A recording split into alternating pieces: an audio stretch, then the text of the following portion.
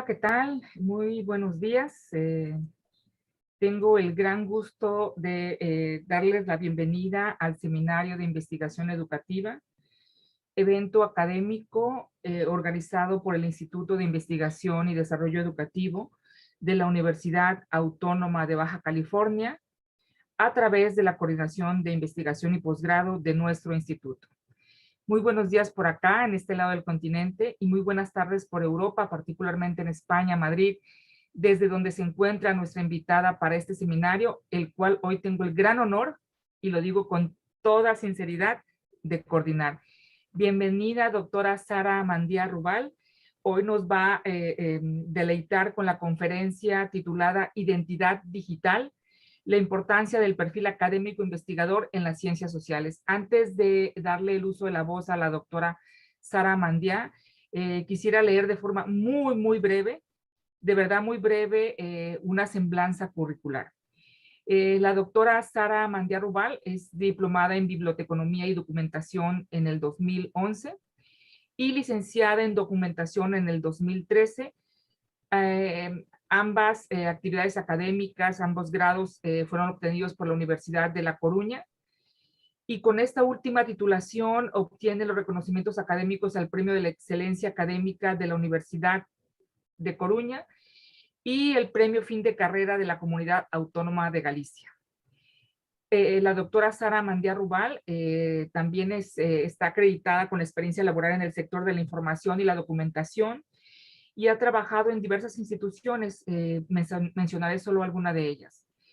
En la propia Universidad de La Coruña, en el Senado de España, en el Parlamento de Galicia, en el Consejo Superior de Deportes, en la Biblioteca Nacional de España y también la Subdirección General de Promoción del Libro, la Lectura y las Letras Españolas.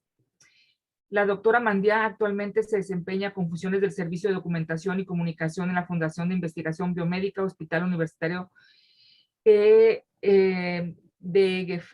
Getafe, y como responsable del mismo. Por eso, en la invitación que se les hizo, la doctora Mandia tiene, digamos, esta categoría de investigadora independiente, una categoría muy utilizada recientemente por investigadores noveles, quienes están formándose un futuro en el ámbito de la investigación de diferentes ciencias, diferentes áreas, y que siguen trabajando, digamos, en áreas afines a su formación. La doctora Mandia Rubal también tiene un máster, que lo que entendemos aquí también como maestría en comunicación e industrias creativas por la Universidad de Santiago de Compostela, y obtiene el grado de doctora en comunicación e información contemporánea de esta misma universidad, cuya tesis tuve el gran honor de codirigir junto con un colega y amigo, el doctor Miguel López Túñez. Y con esta tesis de doctorado, si mal no recuerdo, doctora Sara, en este mismo año usted obtiene el reconocimiento Real Academia de Doctores de España.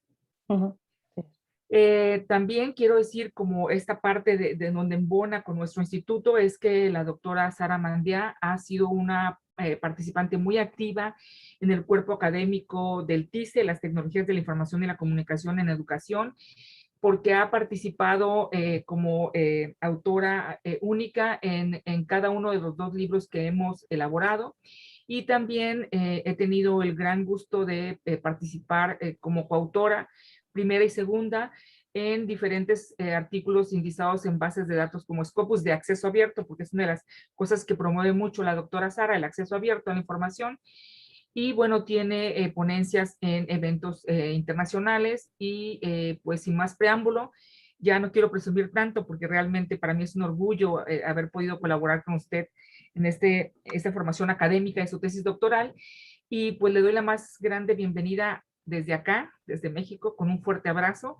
Y bueno, estamos listos para escuchar su conferencia, doctora Sara Mandia. Un gusto. Muchas gracias por estar con nosotros. Pues muchas gracias a la comunidad académica de la Universidad Autónoma de Baja California por invitarme, particularmente a ti, Marisela, por la presentación y por este día. Pues sin más preámbulos, procedo a mi presentación, que como señalaba la doctora Marisela, bueno, pues se titula Identidad Digital y del investigador en Ciencias Sociales. ¿Qué vamos a ver? Pues sobre la identidad digital veremos que la necesidad de distinguirse en Internet. Voy a proceder a compartir. La identidad digital del investigador, ¿qué vamos a ver? Distinguirse en Internet. Algunos ejemplos reales de una identidad digital y algunas observaciones que realizaré. Problemas de la identidad digital descuidada, cómo crear una identidad digital fuerte, cómo incrementar la visibilidad de los trabajos que ya están realizados y publicados, y algunos consejos para vigilar la identidad digital del investigador. En principio en ciencias sociales, pero es extensible a otras ciencias, como veremos. Distinguirse en Internet, la duplicidad de nombres y apellidos en el contexto académico es un problema actualmente, un problema complejo en la comunidad académica y de investigación, porque confluyen todos en un mismo lugar, como es Internet, como es la red, y ahí, pues, como se puede imaginar, la igualdad de nombres, apellidos, incluso en las mismas posiciones, pues no es desdeñable. De ahí nace la motivación de esta presentación. La identidad digital es el resultado del esfuerzo consciente que realiza el investigador por y para ser identificado y reconocido en su área. Se distingue a través de la normalización de su firma, de identificadores, de la difusión de sus resultados y de suscribirse o ascribirse a un área. La elección de la firma, que podría parecer un tema baladí, que a veces se realiza, pues, sobre todo al inicio de la carrera investigadora, sin una conciencia muchas veces de lo que se realiza, no es una cuestión menor, sino que va a ser la puerta de entrada, la identidad bibliográfica única que consolide la producción de un investigador sobre una única entrada. Y será, a su vez, como digo, la puerta a la carrera como profesional y a su trayectoria. Uno de los aspectos más preocupantes a tener en cuenta para los estudiantes de educación en la actualidad es precisamente, pues, ese concepto de identidad digital y de cuidar desde el inicio la identidad digital.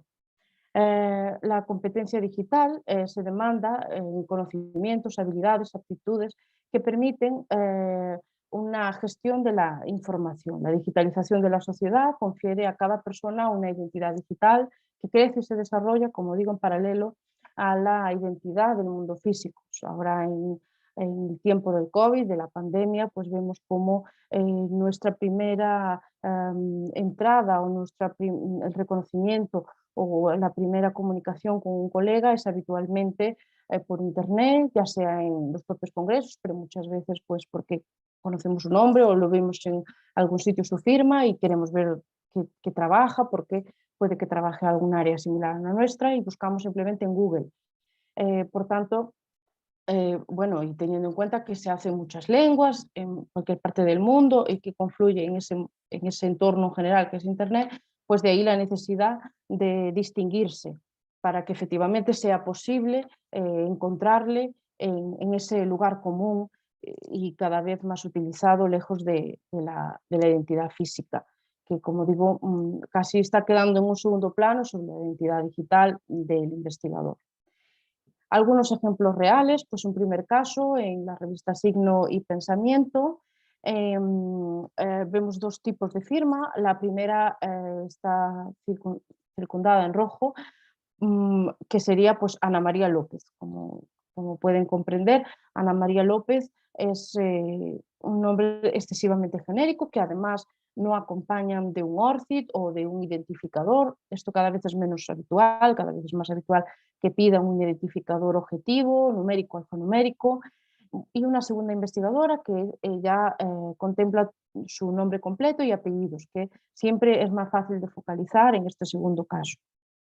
Poniéndonos en el supuesto de un investigador que ha leído este artículo y le ha gustado, queriendo ampliar información y entendiendo que se dedican a un área concreta, pues buscaría a Ana María López. Ya no vamos a decir en el motor de búsqueda, porque es evidente que sería imposible, pero ya acudiendo a una fuente pensada para investigadores como es ORCID. Bueno, pues en ORCID vemos como Ana María López hay muchas, alguna no especifica siquiera su adscripción, y por los números del ORCID vemos que cada una se corresponde a un perfil distinto.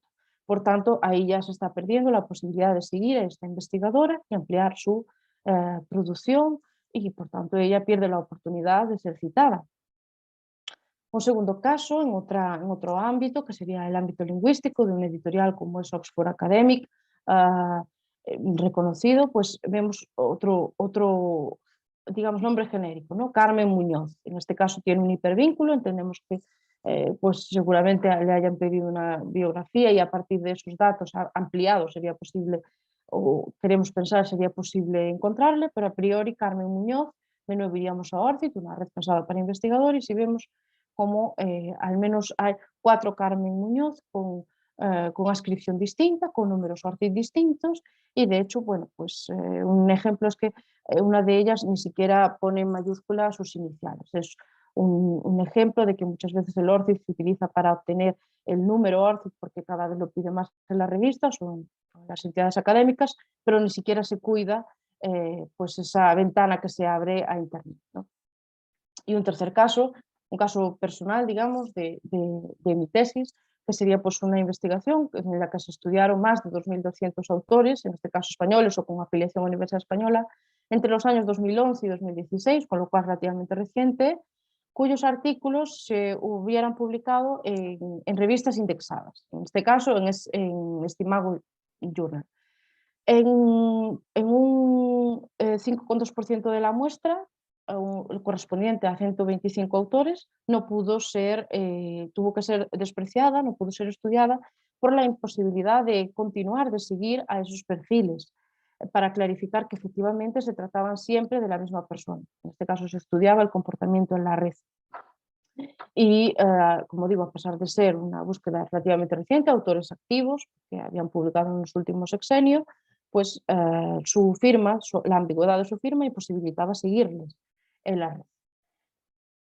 ¿Qué problemas tiene una identidad digital descuidada? Pues atribuciones erróneas de trabajos ajenos, la no atribución de trabajos propios, citas que se pierden, métricas inexactas, evaluaciones desfavorables o a la baja, imposibilidad de seguir la trayectoria de un investigador, la imposibilidad de ampliar su bibliografía, etc. O sea que realmente cuando nuestra única puerta, muchas veces centrada a un profesional, a un colega, es Internet, desconcierta que no se pueda seguir la pista en última instancia porque las citas le benefician, o sea, es lo que se persigue cuando se publica, que alcance citas, que alcance visibilidad. A su vez esto pues ayudará a sexenios de investigación, en la proyección académica, a conseguir financiación, etc. Identidad digital, por tanto, del investigador. ¿Cómo crear una identidad digital sólida? Primero, con la firma, como vimos, se aconseja siempre una firma completa por apellidos y nombre, que se unan con guión. Este motivo es porque en la literatura anglosajona existe un único apellido, por tanto las bases de datos van a tener problemas en encontrar dos apellidos, se unen con guión y se evita este problema. También porque en los países, en la lusofonía, en los países de habla portuguesa o Brasil, el segundo apellido, el de la madre, el materno, es el que prima sobre el primer apellido y por tanto, pues de nuevo se evita que en este caso, en el caso del ejemplo, pues pongan González como apellido principal y en siglas LAM, por ejemplo, ¿no? Igualmente con los nombres compuestos en España muy comunes, también se unirían con guión para evitar problemas en las bases de datos y en la recuperación de la información. Asimismo, las tildes se normalizarían, o sea, el propio autor decidiría si su firma es con o sin tildes, porque, por ejemplo, en mi caso, pues lo he puesto con tilde, pero realmente es un problema si caracteres especiales a la hora de recuperar la información y eso también puede ser un motivo de pensamiento y de análisis para, por ejemplo, no ponerlos, pero en ningún caso, claro. Segunda parte, ¿no? La definición de las líneas de investigación. Es importante definir las líneas temáticas que se van a seguir a futuro para ser reconocidos y reconocibles en ese área. Primero, porque va a ser más fácil encontrar bibliografía y estar al día. Todo investigador debe tener entre 4 y 5 autores de referencia, de cabecera a los que seguir, que son referencia en su área o en el área que busca estudiar e investigar, y para posteriormente poder llegar a ser una de esas 4 o 5 figuras relevantes en el área. Entonces, definir la línea de investigación y, en todo caso, investigaciones adyacentes, pero es interesante, importante para, de nuevo, facilitar la recuperación, la citación, ser reconocido y reconocible. La presencia en la red, abrir cuentas y mantenerlas actualizadas en las principales redes de gestión de perfiles. En este caso he realizado una búsqueda de un investigador para ver las características de las distintas redes. Vamos a ver cómo se comporta en la pantalla compartida aquí, si no lo dejaría de compartir pantalla, no pasa nada. Muy bien, primer caso. Ajá, comparto pantalla. Sería el caso de Google, Google Scholar, la presencia en Google Scholar. ¿Qué facilita a Google? Bueno, pues primeramente nos facilita el nombre, en este caso Ignacio Aguacet, lo he escogido porque es editor de la revista Comunicar, una revista importante en el sector de la educación y además, como vemos, es referencia en su área. Da una pequeña, se escogen las palabras claves que definen a este investigador, él mismo lo haría, su universidad de adscripción y después Google, ¿qué facilita? Pues aparte de toda la bibliografía, vemos aquí un asterisco que esto se corresponde a la firma, a lo mejor, por ejemplo, Aguacet y pues Ignacio Aguacet actualmente puede no firmar así o aparecer firmando de otra forma como se ha recogido en la bibliografía de esa cita y por tanto Google aparece un asterisco. Sí lo relaciona, pero no es exactamente igual a la firma que Ignacio, por ejemplo, Aguacet, pues ha señalado como su firma, entonces lo pone con asterisco, pero computa igual. Pues, ¿qué te ofrece Google? Pues ofrece un seguimiento de las citas que realiza. Google además es el principal motor de búsqueda, las citaciones, el índice H, una evolución gráfica. Ahora también aparecen las publicaciones en acceso abierto, permite ver cuántas publicaciones tiene y también una cosa interesante sería la coautoría. Es posible enlazar con autores con los que este investigador suele trabajar, de modo que es fácil seguir una línea, de nuevo una búsqueda de más bibliografía. Por ejemplo, pues Jesús Salinas, otro profesional de la educación, en este caso de las tecnologías de la educación, también referente a su área, y aquí podrías entrar a su producción científica para de nuevo seguir investigando, seguir y facilitar la citación, que es lo que se pretende con una firma y con una presencia ordenada en Internet. Dejo de compartir pantalla. Vamos de nuevo a otra, que sería en este caso ORCID. Lo vamos a ver. Perdón, ResearchGate. ResearchGate, ¿qué permite esta red social? Pues un momento, tengo que volver a compartir pantalla, pero merece la pena. ResearchGate, compartir.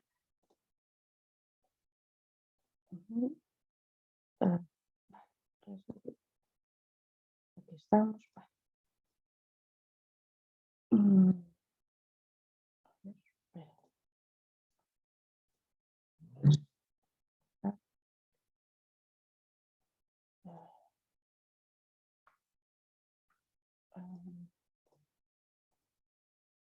No sé por qué no me deja compartir pantalla. Bueno, última instancia, si no lo digo verbalmente. Deja compartir pantallas. Ok, vale, lo tengo. Ahí va. Pues, ¿qué facilita ResearchGate? ResearchGate es una segunda red social que permite ver el impacto del investigador, tiene un índice propio, también facilita información. Vemos este perfil está siempre bien porque lo ha actualizado siempre, miembros con los que comparte temática, que como digo es otra puerta a poder seguir investigando en ese área, publicaciones en ese área. Vemos el número de citaciones que tiene, los materiales, por qué disciplinas se define, qué lenguas habla el investigador, inglés, francés y español. Las publicaciones, aquí permite descargar la publicación o seguir la publicación.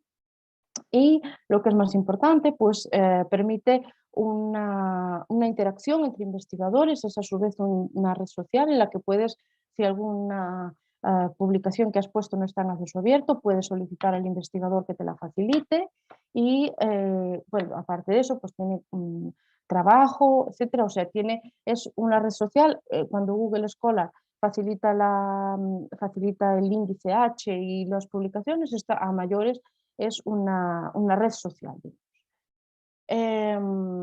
Ahora sí, Research ID, que sería en este caso Publons. Ahí lo vuelvo a... Okay, vale. Research ID ha pasado a ser Publons de la Web of Science. Aquí automáticamente hace el cambio, si alguno tiene ResearchGate ID, sigue conservando el número de identificación, que al igual que ORCID facilita encontrar inequívocamente a un investigador. Facilita las publicaciones y especifica cuáles pertenecen o cuáles tienen presencia en la Web of Science. Puedes ver las métricas del investigador con gráficos, muy interesante.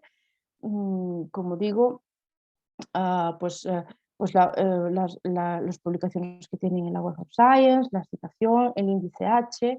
Como vemos aquí, el índice H es un poco menor porque se circunscribe a la Web of Science, por eso todas las redes sociales bueno, los recursos que se presentan aquí son relevantes porque en Google Scholar se pueden seguir alimentando. Publons se constriñe, se restringe más a la Web of Science, pero igualmente pues facilita datos, como digo, muy, muy interesantes. Y finalmente ORCID, el recurso que conocemos seguro todos y que cada vez es más solicitado en la academia y en las revistas. Pues ahí está cargando su ORCID. ¿Qué permite ORCID? Una breve descripción de la persona, en este caso hábilmente, pues lo ha puesto, si veis, la misma descripción en español e en inglés. ORCID, como digo, es cada vez más utilizado porque facilita un número que es más fácil de recuperar para las bases de datos y para la identificación inequívoca que define al investigador, así como hay ISSN y ISBN en los libros, pues es un número de identificación. Presencia en otras webs que tiene, o sea, vemos aquí cómo el investigador se ha molestado, digamos, en anotar en las webs en las que aparece y por tanto desde muy distintos sitios hay posibilidad de acceder a su producción, de acceder a su trabajo, a su nombre, conocerlo, que siempre, como digo, es fundamental para poder citarle. Otra cosa que tiene ORCID muy interesante es que puedes poner en las firmas que has tenido en algún momento como investigador. Lo más conveniente sería que tuvieras una única, pero si no ha sido así, puedes especificar qué firmas has tenido para la agregación automática de los trabajos. Aquí vemos que Aguacet, a pesar de ser un investigador consolidado, pues en algún momento ha firmado de formas muy distintas. Esto, a pesar de que, como digo, contribuye a unificar su producción, pues siempre la firma distinta pues, va a dificultar que el propio buscador automáticamente pues, encuentre todos tus trabajos o te asigne todas las citas que debería y mejore tus índices. Pero bueno, eso, pues enlace directo a las webs en las que tiene presencia, palabras por las que se define y códigos numéricos y alfanuméricos que le definen inequívocamente. Interesante, pues tiene un apartado para el trabajo, para los puestos donde está, si ha tenido menciones, premios, etcétera, y sus trabajos. Que, como vemos, puede la base de datos otorgarle, en este caso Crossref, o que lo hace por el DOI, o el propio Aguacet los podría subir. De hecho, tiene algún recurso que él mismo pues ha subido, ¿ves? O sea, se pone aquí, él mismo ha subido el recurso de forma automática. Esto se puede realizar de modo muy sencillo. Aquí, si entras con tu perfil, pues te da opción a hacerlo manual o automático. Y volvemos a la presentación.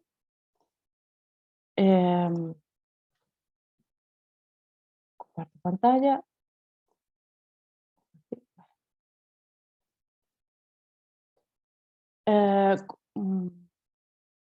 La presencia en la red, bueno, y en última instancia, si no hay tiempo material de tener presencia en todas las redes, pues aconsejo personalmente tener presencia en Google Scholar y ORCID. ORCID porque es cada vez más utilizado, porque da un código numérico que identifica al investigador inequívocamente. A pesar de haber firmado de modos distintos, si se añade el ORCID siempre se le atribuyen las citas. Y Google Scholar porque permite la búsqueda automática del buscador más importante del mundo y también añadirlo manualmente, de modo que puedes tener ahí concentrado toda la producción, sea de Web of Science, sea del Sevier, etc. El correo electrónico es importante porque muchas veces es la carta de presentación a terceros, la primera toma de contacto con un colega. En todos los casos, las revistas piden siempre un autor que sea el de contacto y puedes establecer un contacto con él para ampliar información sobre un artículo, para consultarle algo del artículo, etc. En este caso, pues el pie de o es un contacto de un contacto, en fin, el pie de página es muchas veces nuestra puerta de entrada. Debe tener el nombre que hemos elegido, tal como lo hemos elegido, para que siempre se nos vea y se nos reconozca por esa firma, esa forma de firma, y enlace a las principales plataformas de identificación de perfiles, en este caso pues ORCID, Google Scholar, etcétera, para que si hay voluntad, pues aquel que nos escribe pueda acceder a más información, a nuestra producción, de nuevo para que nos cite, para que la lea, para que nos conozca. Alertas de Google son interesantes en la identificación digital, en la creación de una identidad digital sólida, porque, por ejemplo, en mi caso, pues yo tenía mi alerta de Google hecha con mi firma, la que yo utilizo, y con variantes que no utilizo, pero que pueden utilizar investigadores. Y en un momento determinado, pues me llega una alerta de Google de Dialnet, por ejemplo. Detecté un error en Dialnet, que mi apellido no estaba bien escrito o no se había consignado bien, y se creaban dos autoridades, de modo que mi perfil no aparece toda mi producción porque se había creado otra autoridad. Pues rápidamente me puse en contacto con el agregador, con Dialnet, y sin ningún problema modificaron la firma y ahora efectivamente aparece mi producción, la que está albergada en Dialnet, toda bajo mi misma autoridad, con mi firma elegida, digamos. Y luego, pues ver a Internet como un todo. O sea, otra cuestión importante, ¿por qué razón? Porque tenemos generalmente presencia en otras plataformas, previa a nuestra presencia como investigador, en Google, en Facebook, en Instagram, en TikTok, en fin. Es importante ver a Internet como un todo porque Google no discrimina cuando busca al investigador o cuando busca a la persona. Entonces, para evitar incoherencias en la imagen que se proyecta y en la que se quiere proyectar, pues es importante ver que estamos publicando en paralelo a estas, digamos, herramientas cuidadas de investigación con las que no lo son, con las redes generalistas, Facebook, Instagram, TikTok. O bien no poner nuestro nombre para que no nos identifique, o bien pues eso, que no haya incongruencias entre la imagen que queremos proyectar y la que realmente proyectamos. Estar en formación continua es otra parte importante de la identidad digital, el lifelong learning o la formación a lo largo de la vida. Todo investigador sabe que debe reciclarse, estar en continuo adquisición de conocimientos, por eso esas 4 o 5 fuentes a las que acudir periódicamente y a través de las que poder ampliar información, porque siempre publican con alguien, etcétera, y por hipervínculos pues se podría, sin necesidad, digamos, de ponernos exclusivamente a ampliar bibliografía, sino por mantenerse al día.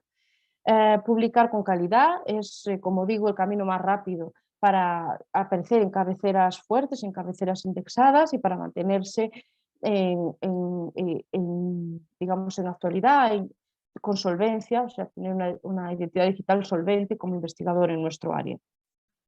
Apostar por la prensa generalista. Cada vez es más común que los investigadores tengan presencia, sobre todo con la COVID lo hemos visto, en las redes generalistas, pero también en los medios generalistas, con notas de prensa. Habitualmente ahora las instituciones de adscripción pues envían notas de prensa breves sobre a prensa generalista de investigación, por ejemplo, sobre hitos que se han conseguido en la investigación, avances, premios que se han adquirido, ayudas que se han concedido a la institución por grupos de investigación activos, etcétera, y eso siempre nos da una visibilidad mayor todavía en distintos ámbitos. Al fin y al cabo es acercar la ciencia a la sociedad a través de los medios, o sea que nunca pierdan de vista la posibilidad de, pues, por ejemplo, termino mi tesis doctoral, lo hago con cum laude, pues envío una pequeña nota de prensa a las redes, a los medios generalistas, con lenguaje sencillo, y pues pongo pues que la he conseguido, lo que se haya logrado y sobre todo lo que interesa a la sociedad, que le he legado a la sociedad, que ha proporcionado mi investigación a la sociedad. En la mayoría no lo sacarán, pero en algunos sí, a lo mejor te llaman para ampliar información, en fin. Y ser activo en convocatorias, ayudas y premios. La financiación se ha convertido en un problema para la investigación porque cada vez la gente, pues un porcentaje mayor de gente estudia, tiene acceso a investigar, a la academia, y la financiación por definición es limitada.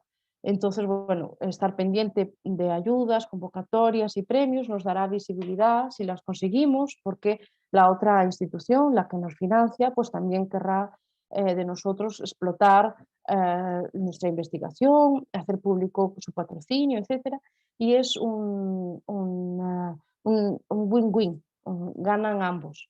Entonces, bueno, eso, no descuidarse y buscar convocatorias, ayudas y premios siempre da visibilidad al investigador que los consigue.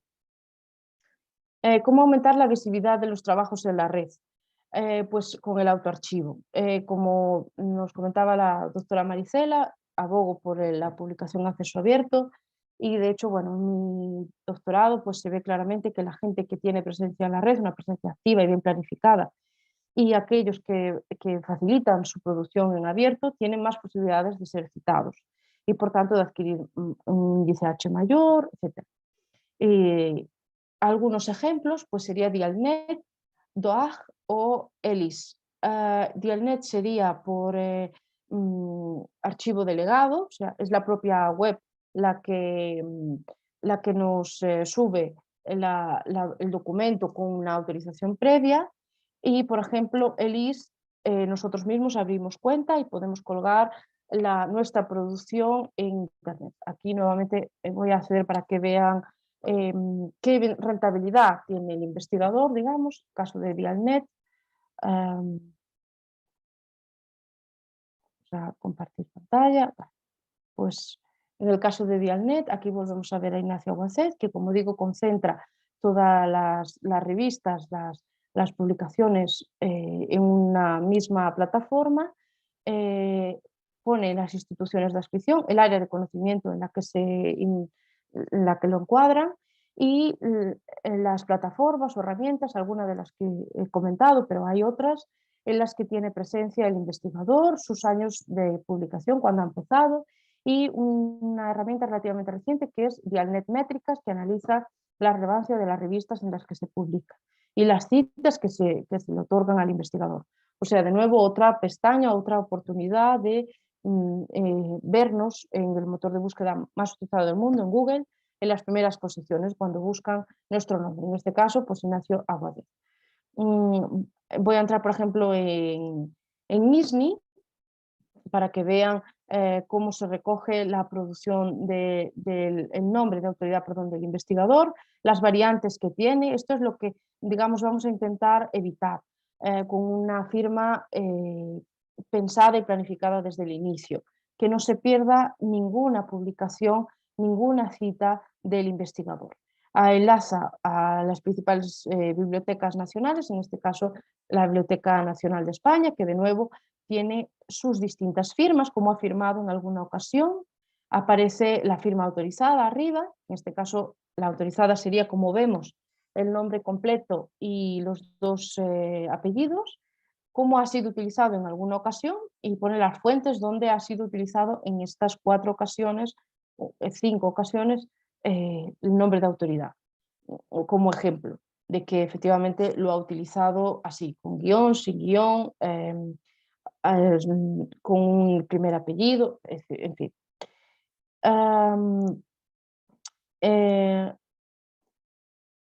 En el IS, el repositorio, que como digo, en el otro caso, en el caso de Dialnet, es un archivo delegado, o sea, tú envías el documento a Dialnet y con una autorización, con un documento que ellos te dan, lo autorizas y ellos lo publican.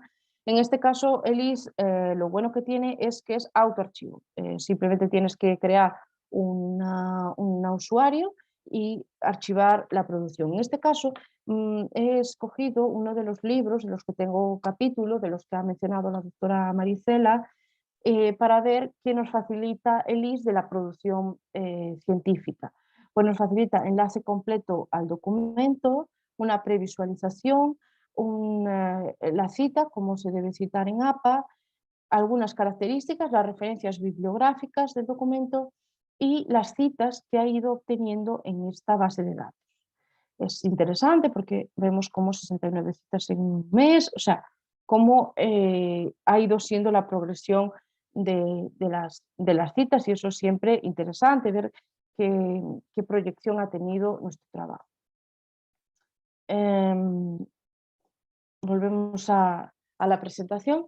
Las ventajas de aumentar la visibilidad de nuestros trabajos en la red a partir, pues, de Dialnet, DOAG, ELIS, pues sería la conservación de los materiales, la visibilidad y obtener un enlace permanente, una URL a la que acudir siempre que no tengamos el documento físico, por ejemplo. O sea, es de utilidad hasta para el propio investigador. Sara, disculpa, Sí. sigue proyectada la Sí, vale. base de datos. Ok, gracias. Vale. Aquí, déjame compartir, ¿vale? Voy a disculpar, compartir pantalla, compartir. Vale. Documentos que son autoarchivables, artículos publicados en las revistas, ponencias de comunicaciones, lo que se denomina literatura gris y que generalmente tiene poca proyección, lo podríamos subir a la red y conseguir también citas, digamos, de esas comunicaciones, trabajos académicos, informes técnicos o científicos y todo tipo de materiales. Cada vez más frecuentes los datos de investigación, lo que se llama cura de datos, que es, como digo, cada vez un documento más frecuente, Open Data, etc. Y aquí, bueno, comentaros que hay que tener en cuenta 2 cosas. Si la publicación ha sido publicada, valga la redundancia, previamente, debemos tener en cuenta que nos deja hacer la revista en la que lo hemos publicado a la hora de autoarchivar. Ahí doy 2 recursos, Dulcinea y Sherpa Romeo. Dulcinea para el caso español, de publicaciones españolas, Sherpa Romeo para el caso internacional, que pone en función de los colores, que nos permite autoarchivar posteriormente a la publicación. Por eso esto es importante de cara al autoarchivo, conservar todos los documentos que se han generado a partir del artículo, tanto el primer documento, el bruto, como o preprint, lo que se envía a la editorial, como el postprint, lo que realizamos después de tener la revisión por pares y sus observaciones, o en última instancia, si dejan, pues, el propio artículo maquetado de la editorial. Como vemos aquí es sencillo porque por colores nos permite ver lo que dejan y lo que no dejan hacer. Cada vez el blanco, que es en ningún caso cada vez es menos frecuente, porque para la propia publicación de la revista es interesante que se le dé más visibilidad y que consiga citas, porque redunda también en su cabecera. Y bueno, otras formas de aumentar la visibilidad con esa identificación cada vez más frecuentes sería Twitter y LinkedIn. Son redes generalistas en las que el investigador también debe tener presencia porque tiene una parte profesionalizante o profesional, y ahí, bueno, muestro un ejemplo como por ejemplo el profesional de la información, ya obliga o aconseja al investigador dar 5 epígrafes relevantes de su investigación que posteriormente ellos pues colocan en tweets, en una parte relevante del artículo, etcétera, y son ganchos para que la gente entre al artículo, lo lea y lo cite, que es lo importante en última instancia. Vemos tanto por parte de la revista como por parte de uno de los investigadores cómo hace, cómo ceba o cómo hace promoción de su artículo, de su trabajo, entre la comunidad, entre la que cree que puede interesar. Finalmente, o ya llegando hacia el final de la presentación, ¿te has preguntado alguna vez qué identidad muestras en el mundo digital? ¿Qué huella dejas en Internet? ¿Qué reputación estás dejando en Internet? La huella digital es el rastro de nuestra actividad en Internet y dejamos mucha fe de lo que pensamos, de lo que somos, de lo que nos parece, más de lo que pensamos, con likes, con retweets, con compartir documentos. Ahí es donde también es importante ver qué queremos proyectar y lo que realmente proyectamos, que no sea incongruente, que nuestra reputación online sea la misma o al menos la tengamos tan presente como nuestra reputación física cuando vamos a un congreso, cuando hablamos con un investigador relevante. Para finalizar, la vigilancia, nuestra identidad digital, esa huella, esa proyección que vamos a hacer de nuestra persona física en Internet, en este caso como investigador, como nuestro ámbito profesional. Digo algunos consejos: cuando tengas oportunidad, entra en un ordenador que no sea el tuyo y busca tu nombre sin entrecomillar. Mira entre las primeras respuestas de Google si eres la primera persona recuperada. Si no lo eres, debes mejorar tu identidad digital unificando las firmas, como digo, en esas opciones que tiene ORCID sobre todo ORCID es lo que nosotros podemos hacer activamente, una ligazón entre nuestra firma autorizada y aquella que hemos empleado en alguna ocasión y actualizar o mejorar o aumentar nuestra presencia en las redes de gestión de perfiles anteriormente mencionadas, Publons, ResearchGate, Google Scholar, ORCID, porque la recupera en primera instancia el motor de búsqueda. Entonces siempre nos va a dar una visibilidad mayor cuando alguien teclee nuestro nombre y apellidos porque lo ha visto en alguna bibliografía o le han comentado que tratamos un área. También en las imágenes es importante ver lo que los crawlers de Google encuentran porque te sorprenderá. O sea, ahí es donde puede vincular nuestras redes de Facebook, Instagram, etcétera, y como pongo ahí, localiza y borra lo que no te interesa, si es que hay algo que no te interese, pero en fin, que no es baladí esa otra opción que son las imágenes porque vehiculan también a contenido. Si eres la persona de la primera hoja de respuestas, enhorabuena porque lo estás haciendo bien. Repite esta búsqueda de vez en cuando y asegúrate de que tu identidad digital responde a lo que otros quieren que veas de ti.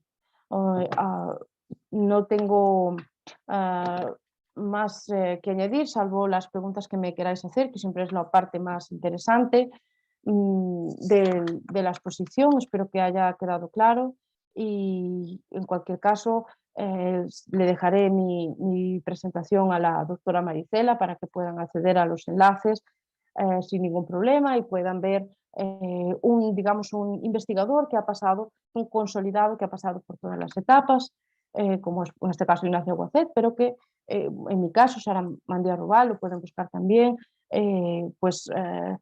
pueden ver que mejorarían, en fin, pero como ven, la presencia en la red es importante. Con la pandemia, nuestra presencia en Internet se ha redoblado porque el ámbito de la investigación se lleva prácticamente a través de eso y seguramente mucha de esta forma de proceder vaya a quedar. Y nada, les animo a pensar si lo están haciendo bien, si están al inicio de su carrera, cómo quieren ser reconocidos y reconocibles y lo que es más importante, como digo, mantenerse actualizado, mantenerse al día y publicar con calidad, que en última instancia, aparte de todo esto, va a ser lo que les catapulte, digamos, hacia una identidad digital, hacia un perfil de investigador sólido y solvente. Muchas gracias. Pues al contrario, Sara, muchísimas gracias por tu presentación. Yo pues me quedé con un montón de preguntas y dudas porque si bien esta es una de mis áreas en las que yo trabajo, pues de repente encontré cosas que tengo que atender, que tengo que abordar, que tengo que mejorar y bueno, hice muchos apuntes, pero entre los apuntes pues también algunas preguntas. Y me gustaría también escuchar mucho a los estudiantes. Tenemos aquí el gran gusto de compartir, digamos, esta mesa virtual, si podemos decir así, con estudiantes de maestría, con estudiantes de doctorado y también incluso con investigadores dentro del instituto, ¿no? En lo que quien desee puede levantar la mano, por favor, abrir su micrófono. Pues finalmente ese es un intercambio de experiencias, de conocimiento, de opiniones, y pues los invito a ser activos en esta parte. Y en lo que alguien se anima, bueno, Sara, yo quiero, además de agradecerte, fíjate, comentarte que hoy en la tarde que tenga clase con mi estudiante, en la que tú formas parte del comité, pues justo la presentación nos permite hacer como un lineamiento de lo que va a marcar nuestro marco teórico, ¿no? Sobre precisamente esta visión que nosotros estamos enombrando como la importancia de que el investigador esté alfabetizado científica y digitalmente, ¿no? Y lo comento por esto, porque en muchas ocasiones aquí lo que tú conoces como la NECA, que aquí se conoce como el Sistema Nacional de Investigadores, se nos solicita que tengamos el ORCID, ¿no? Entonces lo abrimos, tenemos el número y lo dejamos. Y entonces nos pide firmar un artículo, lo subimos, el ORCID, y lo dejamos. Entonces, yo creo que como tú lo has planteado de una manera muy sutil, hay un nuevo rol del investigador independientemente del tipo de área, ¿no? ¿Cuál sería este nuevo rol que consideras que quienes escribimos, leemos, consultamos, citamos o generamos conocimiento tenemos que tener ante este concepto de estar alfabetizado científica y digitalmente? Pues sin duda el de comunicador y ser, hay una rama del marketing que es el marketing personal, que no es un trabajo añadido, sino es un trabajo que ya realizamos porque cuando pues vamos a un congreso no vamos vestidos de cualquier forma, cuando nos presentamos a un investigador relevante no le hablamos de cualquier modo, o sea, es lo mismo que ya hacemos en nuestra parte física, pero entender que Internet es un gran motor de búsqueda que encuentra todo aquello que a lo mejor no queremos que encuentre y que no diferencia entre un apartado que es el personal y el del investigador.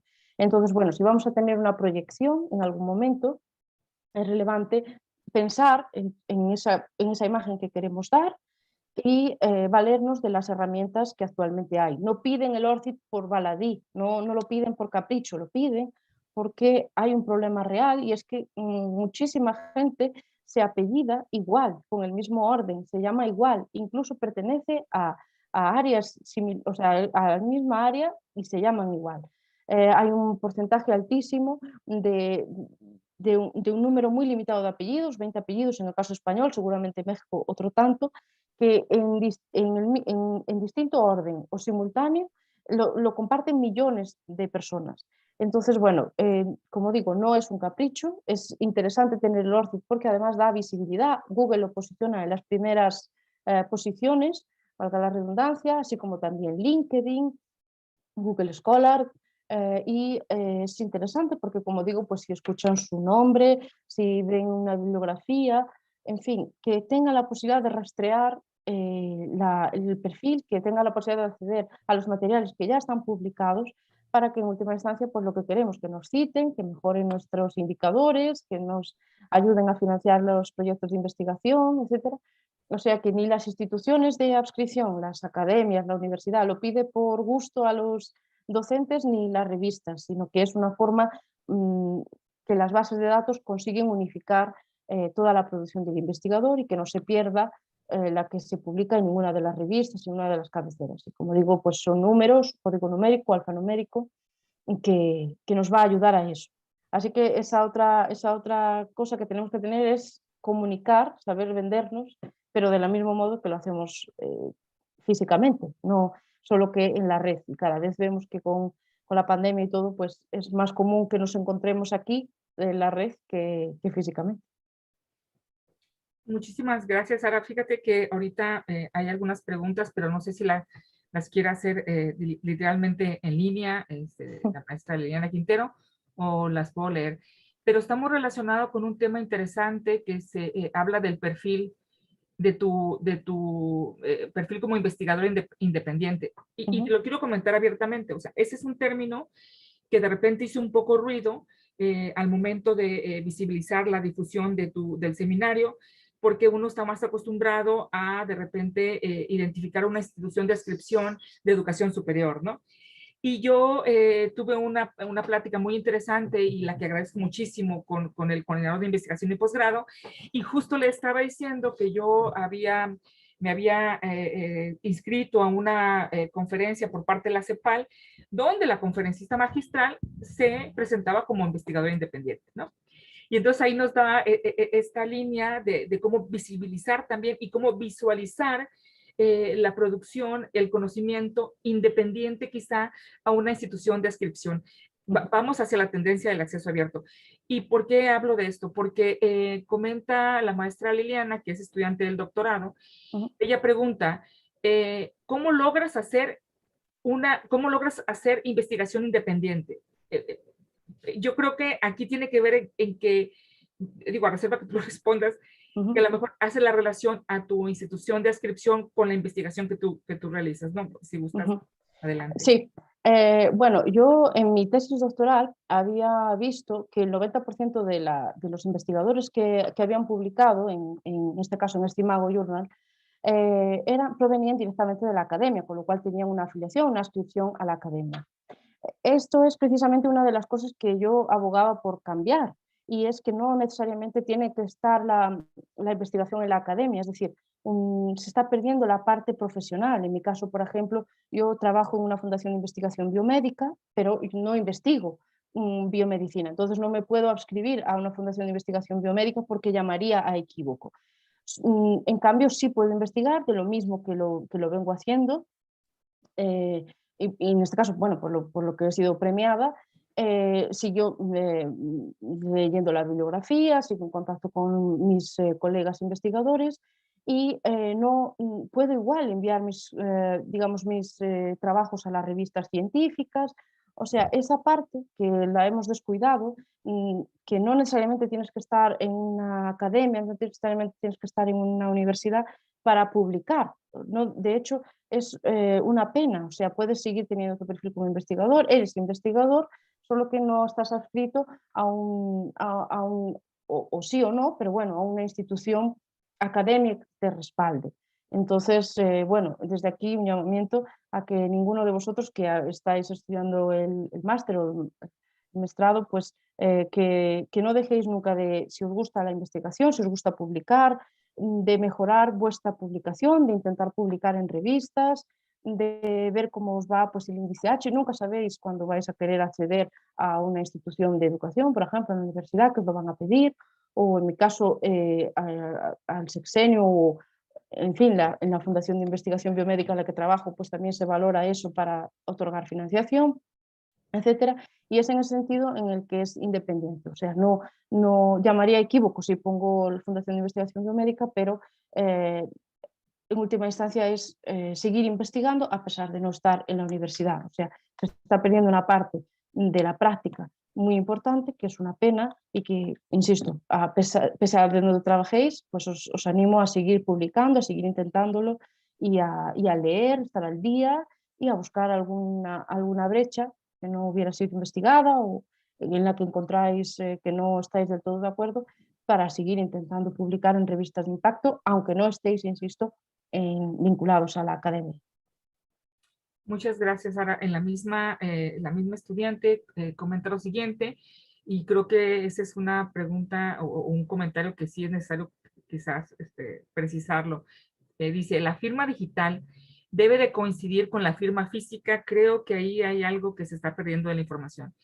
Dice, y a su vez, con la firma se encuentra en documentos oficiales. Yo creo que ahí a lo mejor podrías precisar, ¿no? Creo que hay una visión distinta. Ajá. A lo que me refería es, por ejemplo, pues con el pie de página, que a lo mejor hoy el pie de correo. que a lo mejor puede llamar a equívocos. O sea, intentar siempre ser reconocidos y reconocibles por esa firma. En mi caso, como la veis aquí también escrita, es Mandiá-Rubal Sara. No tiene que ver con la que he firmado, pero sí con mi firma en Internet, digamos, mi presencia en Internet, en todas aquellas redes profesionales y de hecho en las que no lo son también, firmo del mismo modo.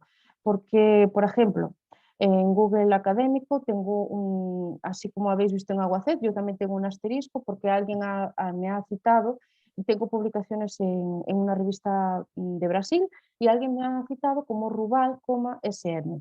Es lógico porque el mundo lusófono entiende el segundo apellido como entiende el británico el primero, pero en mi caso no es así, por eso lo uno con un guión. O sea, toda la presencia que tengáis en Internet referida a la investigación, o si os vais a dedicar a la investigación, que sea conveniente que firmarais siempre igual para que no hubiera dudas a la hora de citaros y que todas las citas vayan computando y sumando en ese índice H, que cada vez más es un indicador relevante, quizá más que el factor de impacto, por lo que seguramente ya sabéis, que es atribuible a las revistas, sino a la producción del investigador, para que sume y eso, tengáis un índice H, un indicador de vuestra presencia y citación elevado, que no se despiste, digamos, ninguna publicación. Es simplemente eso.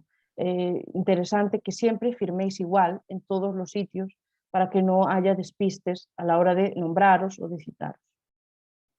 Muchas gracias, Sara. A reserva de que alguien comente, quiero terminar con las preguntas aquí. Y tiene relación con una que yo tenía preparada porque habías comentado Internet como un todo, ¿no? Esa parte me súper encantó, me maravilló, no lo había tenido en cuenta, no lo había tenido en cuenta a pesar de que no entro al Face, pero sí uso Twitter. Fíjate que aquí también Liliana comenta, ¿qué consejo puedes darles para que la entidad digital, ¿no? Puedas separarse de la identidad académica, ¿no? O sea, de repente creo que esa parte hizo mucho ruido y es algo nuevo. Creo que de repente se nos olvida que representamos una institución, que representamos un currículum, una trayectoria, y luego andamos a lo mejor con algunas fotografías en la playa, no lo sé, pero agradeceré tu comentario al respecto, Sara. Gracias. Sí. Sí, sobre todo, como digo, si las primeras posiciones de Google, si tienes una identidad solvente, o sea, en ORCID, si tienes presencia en Google Scholar, si tienes presencia, pues eso te va a figurar en primer orden. ¿Qué pasa? Que chirría o hace ruido en Google Imágenes, que es que no es que a mí me pasara personalmente, pero sí lo tengo visto de otros investigadores, porque aglutina todas las imágenes de uno y eso vincula a la propia red. Entonces, si de repente tienes una imagen de perfil poco adecuada o que no comulga con tu imagen como investigador, pues enlaza directamente a tu Facebook. Entonces, ¿qué consejo daría? Bueno, pues daría cambiar la autoridad. Por ejemplo, otra cosa curiosa que suele suceder. Cada vez veo que desde hace unos años se utiliza más Twitter por parte de las revistas y te etiquetan, ponen tu nombre y apellidos y te etiquetan en Twitter para algún artículo que has sacado. Hemos visto el profesional de la información, pero lo hacen, casi todas las revistas tienen un Twitter. Pangea, en fin. Y de repente veo que el arroba, o sea, la identificación, pues es un nombre poco amigable, o, en fin, pero que no es el apellido o no es un nombre o no es, sino yo que sé, algún nombre familiar, algún nombre cariñoso y queda fatal. Entonces cada vez lo que se hace más es intentar no poner, si es personal estrictamente, pues no poner tu nombre real, claro. O sea, porque, bueno, no pasa nada, no sé tampoco lo que tengan, pero tener eso en cuenta es importante, es importante. Sobre todo si quieren tener una proyección como investigador, porque ya digo, cada vez es más frecuente la búsqueda en Google y acceder por esa vía que no controlamos, porque los crawlers las arañas de Google, los robots de Google lo encuentran todo. Así que o bien poner un nombre completamente distinto que no se vincule para nada, o ver qué tenemos en el perfil y que, por ejemplo, otro ejemplo, en mi caso, pues al darme el premio de la Real Academia, pues hicieron alguna nota de prensa y cogieron mi foto de perfil, no pasa nada, en Facebook, porque es pública. De hecho, para noticias, si acontece algo, algún asesinato, la pueden poner. Pero bueno, es importante ver que, no, que se pueda poner, que se pueda publicar, porque eso, ya digo, aparece en primera instancia en las imágenes de Google, ya aparece. Así que o bien poner un nombre completamente distinto o ver que se está publicando. Muy bien, clarísimo. Ahorita voy a empezar a hacer cambios, Sara, definitivamente. Estamos, como había comentado al inicio la maestra Claudia Rangel, estamos proyectando a través de Facebook también, y entonces no puedo dejar de enviar saludos. Rogelio Romero Colín, saludos desde Tlalnepantla, Estado de México. Oh, Fabuloso. sí. A ver, ¿alguien más tiene alguna pregunta? Yo creo que ha acaparado el micrófono y estoy ya como apenada. Por favor, puedan abrir su micrófono o escribirle en el chat. Lo agradeceré. Sí, yo. Gracias, Marisela. Adelante. En primera, quiero agradecerte a Marisela por la invitación de Sara. La verdad es que es una ponente de altísimo nivel y me encanta el tema que está trabajando el día de hoy. Te lo agradezco mucho.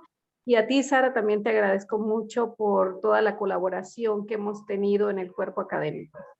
Mi pregunta está relacionada con este tema de investigador independiente, que por supuesto nos interesa a todos, porque estamos sumamente acostumbrados, como lo decíamos, a la adscripción en ciertas instituciones.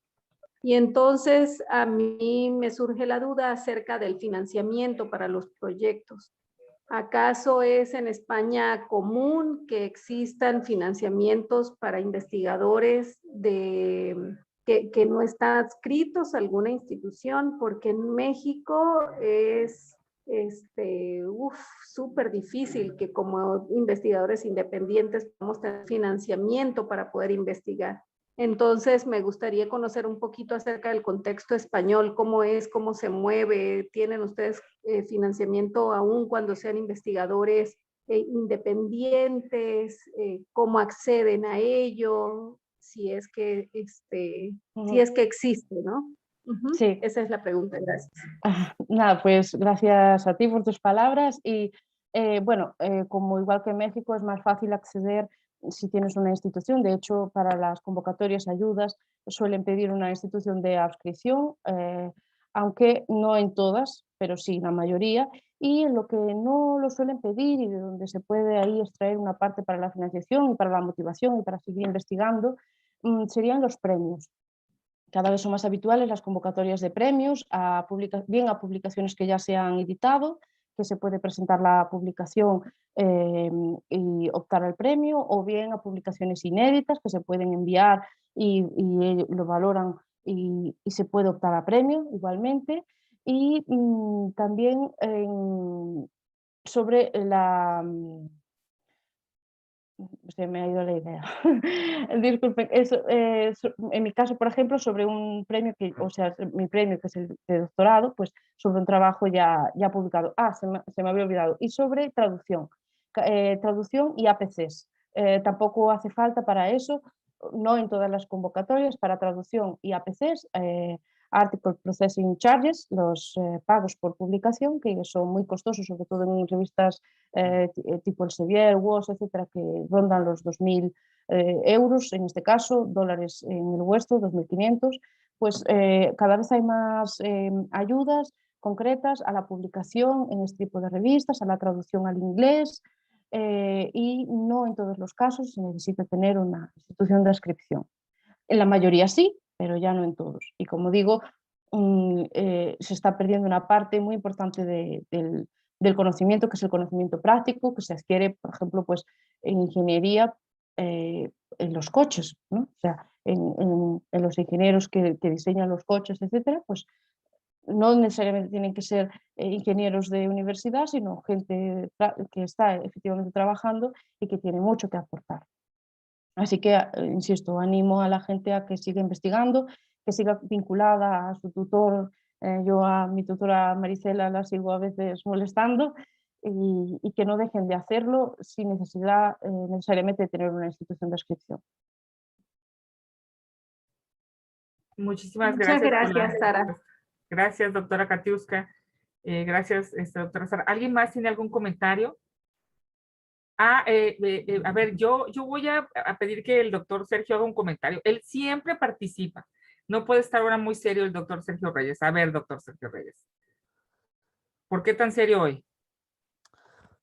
Mi personalidad cambiante. ¿Qué tal? Bueno, pues muchísimas gracias. Muy completa, llena de información. Por momentos abrumador tomar conciencia de todas las rutas de visibilidad de nuestra producción científica. Más que una pregunta, es un dolor de cabeza que te comparto. Y es que muchas veces no sé cómo establecer una estrategia eficaz, porque son tantas las posibilidades y todas cuentan y todas son útiles y todas hay que explorarlas. Y dado el corto tiempo de existencia humana que todos compartimos, la pregunta en concreto es cuál sería no sé si el atajo, es una forma de banalizar la pregunta, pero cuál podría ser una manera cabal de desarrollar una estrategia que poco a poco funciona de forma eficaz y al mismo tiempo nos evita esa sensación de no podemos tocar todos los palos al mismo tiempo. Y nada más, un abrazo. Bueno, pues muchas gracias. Igualmente un abrazo. Pues yo, lo que os comentaba, en última instancia, pues escogería Google Scholar porque él mismo recupera la producción y al mismo tiempo, si hay alguna que se despista, se puede añadir manualmente, cosa que no se puede añadir en Plugloans porque es para WOS, para Web of Science, o la plataforma del Sevier, de Scopus. En este caso, que sería Mendeley, bueno, que en este caso pues Google Scholar, como digo, permite la búsqueda por parte del buscador y la inserción por parte del propio investigador. Y como digo, es interesante, como hemos visto, porque hace un cómputo del índice H, que a veces luego lo piden las instituciones en las que trabajamos. Y por otro lado, el ORCID, serían las dos que más tendría presencia. ResearchGate es una red muy utilizada, no es desdeñable. En mi último trabajo de investigación vinculado a la tesis, pues vi que de hecho era el que más se utilizaba porque era compartido con el ámbito anglosajón y el ámbito hispano, digamos, y bueno, es la más utilizada, pero de tener dos tendría esa, Google Scholar y ORCID. ORCID también permite la agregación manual y sobre todo porque posiciona muy bien en las primeras posiciones de Google, si busca el nombre aparecerá. La estrategia es tenerlo en mente y cada vez que sabe que se ha publicado un trabajo, pues no demorarse en ver si unas semanas, pero si no ya grabarlo. Otra cosa buena que tienen es que al citar más autores, si es en colaboración, pues si uno de los autores lo mete, al otro le sale automáticamente. O sea que al final tampoco lleva tiempo, pero ni tanto. Para mí, disculpa que te interrumpa, para mí le diste en la tecla, es la construcción de ese hábito. En mi caso personal es lo que todavía no he logrado, ¿no? Es como a impulsos, de momento me pongo al día y de repente lo abandono, pero no he integrado de manera más fluida todo este cultivo de la identidad digital académica en redes. Pues es interesante porque a veces cuando nos piden el ORCID, como decía la doctora Maricela en las revistas, lo piden para tener el código alfanumérico, en este caso código numérico, pero también lo miran. O sea que, porque un primer cribado cada vez más frecuente, dado el volumen de publicación, no se envía directamente a la revisión a ciegas, o sea, sino que se hace una revisión primero en la editorial, cada vez lo ponen más en las revistas y no digo que influya completamente, pero indudablemente siempre tiene más peso un autor con un número de trabajos y un número de citación que aquel que no lo tiene, y a lo mejor es simplemente porque no lo ha votado. Muchísimas gracias, doctor Sergio. Te presumo, Sara, que el doctor Sergio está adscrito al instituto, está realizando una estancia postdoctoral, y es un colega, digamos, español que queremos muchísimo, que ya es más mexicano que español, y bueno, pues lo tenemos aquí en el instituto y aquí lo queremos pues, raptar, definitivamente. Yo quisiera comentar algo en lo que a ver si alguien se anima. Bueno, sí, claro, bueno, pues también mi directora de tesis de la maestría quiere preguntar algo, la doctora Graciela Cordero. Por favor, Graciela, adelante. Muchísimas gracias. Hola, ¿qué tal? Buenos días para todos, buenas tardes para ti. Muchas gracias por estar aquí en este seminario. A mí me parece tan importante esto que están ustedes presentando, lo que presentas. Estamos por modificar el plan de estudios del doctorado en ciencias educativas y yo creo que este contenido debe formar parte de las materias obligatorias, ¿no? O sea, me parece que es muy importante que nuestros estudiantes de doctorado ya estén, digamos, familiarizados con todas estas nuevas plataformas y nuevas maneras de visibilizar la investigación educativa que no eran de ninguna manera las que nosotros manejamos en nuestra época. Nuestra forma de visibilizar era ir a los congresos y nada más, ¿no? O sea, no había ninguna otra, este tipo de nuevas vías, y yo creo que son fundamentales. Y son fundamentales para nosotros también como investigadores. Y lo que pasa es que los que estamos como más hechos en otra etapa, ¿no? De otra época, estamos aprendiendo igual que los jóvenes que están con la ventaja de que pues tenemos ya producción que poder subir y difundir y hacer visible, ¿no? Que eso es importante. Yo te quiero hacer una pregunta que a lo mejor es muy tonta o algo así, pero resulta ser que tengo el problema en el Google Scholar de que mis apellidos aparecen, mi apellido paterno, gracias, mi apellido paterno me lo desaparece, ¿no? Y la verdad no sé bien cómo resolverlo. Te escuché que dijiste en internet, escribiste y no sé qué, y te hicieron un ajuste, pero yo no sé si esto es posible también en Google Scholar. En las opciones de modificación, creo que sí es posible modificar el nombre. De todos modos, lo miro hoy y se lo comento a Marisela para que te lo haga llegar y te digo exactamente cómo se modifica el nombre, porque entiendo que eso será del inicio de cuando se creó la cuenta y a lo mejor vinculada a un email o a lo mejor vino por ahí la falta del primer apellido. En fin, yo lo miro y te digo exactamente en qué, para que vayas a tiro fijo, pero hay una opción de modificar, también puedes modificar la entidad de adscripción. No tiene muchas cosas que modificar porque tampoco proporciona tanta información como ORCID, pero sí se puede modificar. Muchas gracias. Nada.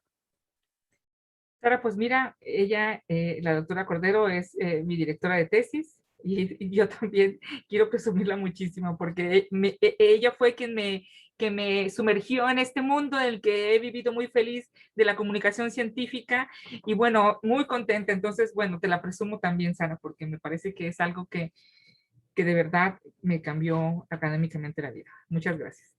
Yo tengo un comentario sobre eso, Graciela, si me permite también Sara, que es la ponente sobre este tema que tú preguntas. Y tiene que ver que yo insisto mucho con mis estudiantes de maestría y doctorado que cuando retoman la opción que les da Google para citar, ahí es donde empieza el problema de que Google cita totalmente mal APA, siempre. ¿Y qué sucede? Por eso creo que a la doctora Cordero, cuando algunos documentos le aparecen ciertos apellidos o a veces al inverso, tiene que ver que desde el principio Google cita incorrectamente. Me parece que es un tema como de configuración, me estoy aventurando, Sara, pero sí sería muy interesante que después, igual te invito a la clase que estoy impartiendo ahorita con estudiantes de doctorado, que es elaboración de artículos científicos.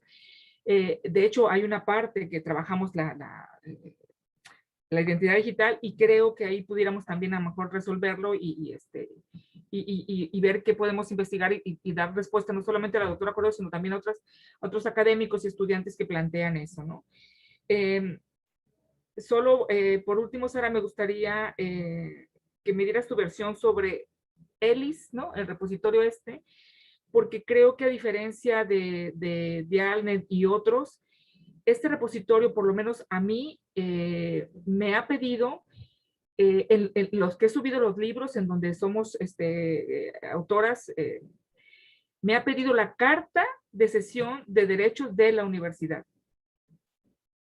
Y es muy importante comentar eso porque hay bases de datos que si buscan hasta el fondo, digamos, de si tiene uno la autorización para que ese documento sea visible y de acceso abierto, ¿no? No sé qué pasa con Dialnet o Dialnet, ¿no? En mi caso, los artículos que he añadido, era autora única de los artículos y no me ha pedido nada. De hecho, bueno, se presupone, o entiendo yo que se presupone, que has mirado previamente, como digo, en Dulcinea, en el caso de publicar en Revista Española, o Sherpa Romeo, si has publicado en cualquier otra revista, porque es muy exhaustivo, que has mirado las cláusulas de la revista, porque a priori a mí no me ha pedido ningún documento, sino que lo he subido. Eso sí es verdad, ellos lo guardan entre 48 horas y 72 horas para ver efectivamente que has cubrido todos los campos y ellos dan la autorización, pero cumplimentas los datos la persona que se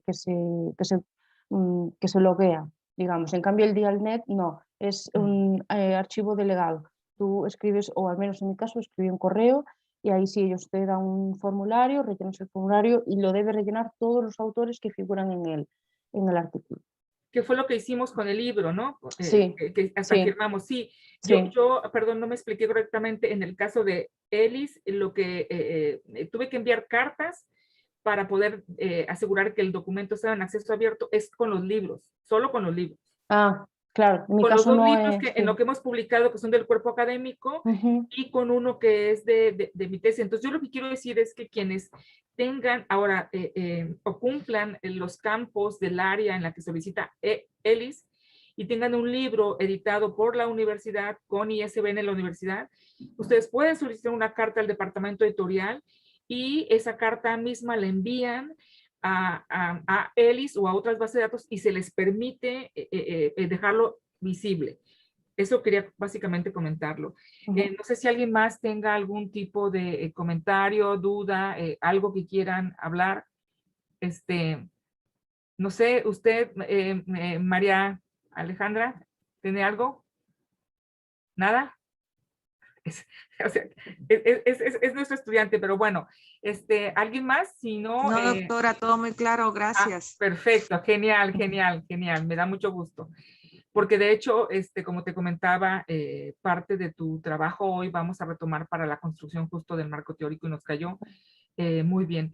Bueno, si no hay más que decir, no me queda más que agradecerte a nombre de la Coordinación de Investigación y Posgrado, que es la responsable de esta actividad, a nombre de la propia institución, la Universidad Autónoma de Baja California, del Instituto de Investigación y Desarrollo Educativo.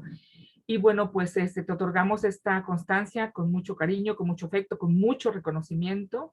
Y dice así, se otorga la presente constancia a la doctora Sara Mandia Rubal por haber impartido la conferencia Identidad Digital, la importancia del perfil académico investigador en las ciencias sociales, por la realización plena del hombre, en Baja California, 2 de junio de 2021, la firma del doctor Alfonso Jiménez Moreno, director del instituto, y el doctor Sergio Málaga Villegas, coordinador de investigación y posgrado. Pues muchísimas gracias, doctora Saras. Es un gusto estar aquí, es un gusto haberte escuchado. Me siento muy contenta, muy satisfecha, y pues que vengan adelante los investigadores independientes, o sea. Claro, sí, Claro, nada, porque pues... es eso lo que trabajamos, ¿no? Ahora, si me permiten, yo creo que una vez que termine el protocolo de la grabación, nos vamos a quedar un momentito para tomarnos una foto. Quedo ya a los comentarios de la maestra Claudia Rangel, sí, porque por nuestra parte, pues sería todo. Muchas gracias. Cedo la palabra a difusión, que va a tomar una fotografía. Gracias. En este momento dejamos de transmitir en Facebook. Listo. Hola, les habla Vanessa